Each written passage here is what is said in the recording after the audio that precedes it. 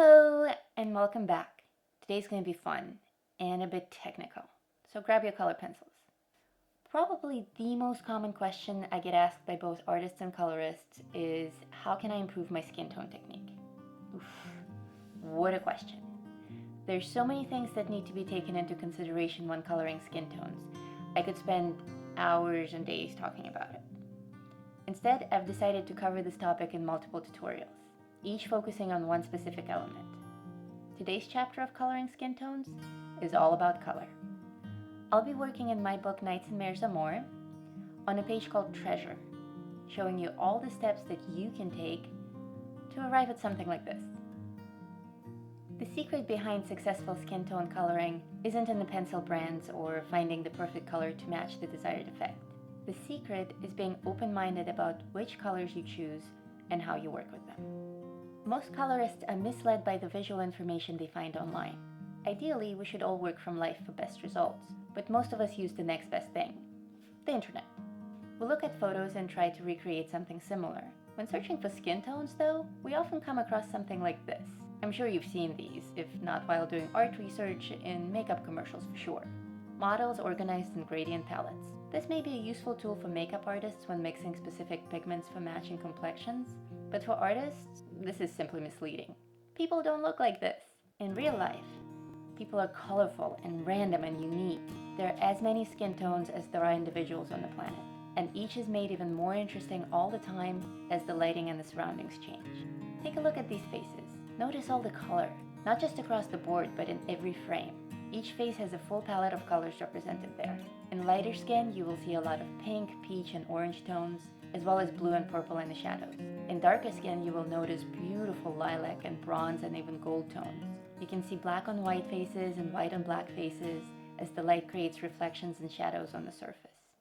The most common mistake that people make when coloring skin is picking just one tone and applying it evenly all over the subject's face and body. The second most common mistake is then adding very timid shadows, kind of around the perimeter of the face. Honestly, it's not a bad start, but you can see how it makes the face look a bit flat. We can do better.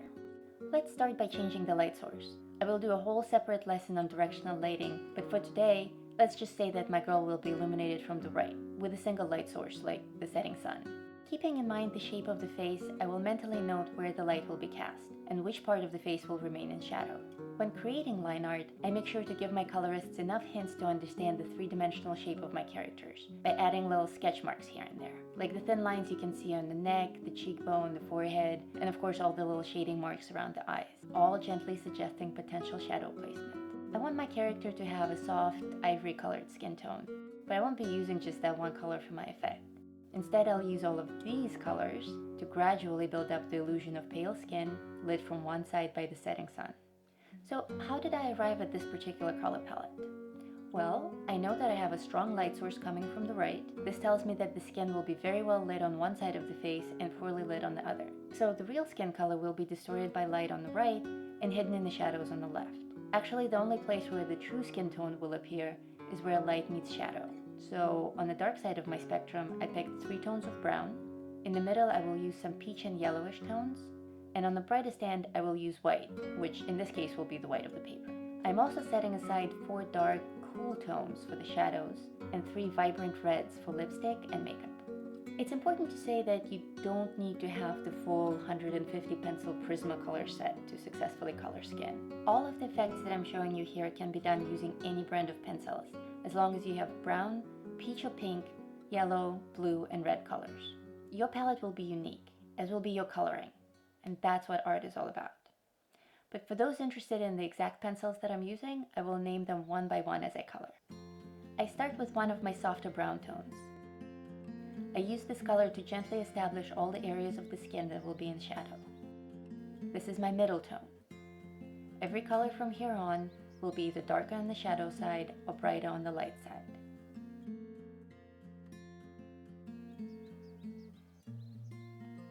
My next color is light peach. I'm using it to blend the soft brown with the white of the paper. Notice that I'm actually applying this peach tone over the brown areas. It doesn't change the brown tone dramatically, but it does give it more color definition, and it creates a smoother gradient. Next, I switch to one of my cooler tones to start defining the shadows. The human eyes see all shadows as partially blue. Sometimes that's very obvious, and sometimes barely. I'm using a color called slate gray. It's called gray, but it actually looks blue or kind of teal. Once again, I'm layering my colors on top of each other.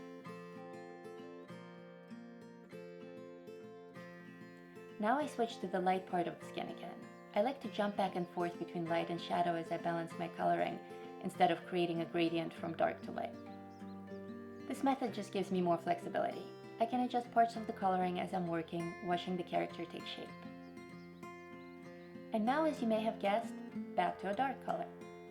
I keep defining my shadows, making my subject look more three-dimensional. The order in which you use your selected colors is not very important, and it will be specific to every colorist. Do whatever feels right. Coloring is very intuitive. Trust yourself.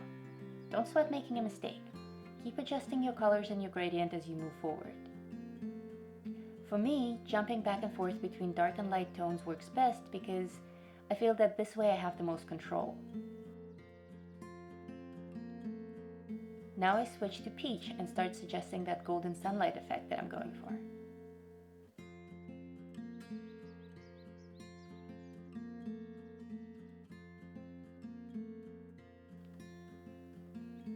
And back to dark again. Do you see how it's all starting to come together now?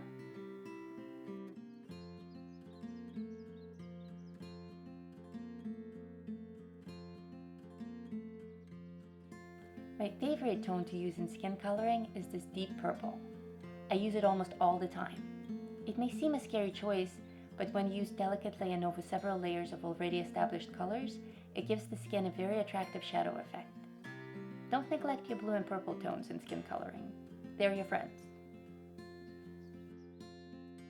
And so I continue to add color and blend, balancing my shadows and smoothing out my gradient as I go.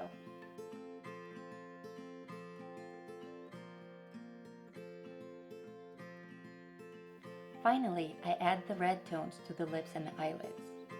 A lot of times colorists leave lips and eyelids blank and then add the colors, and it ends up looking out of place and unnatural.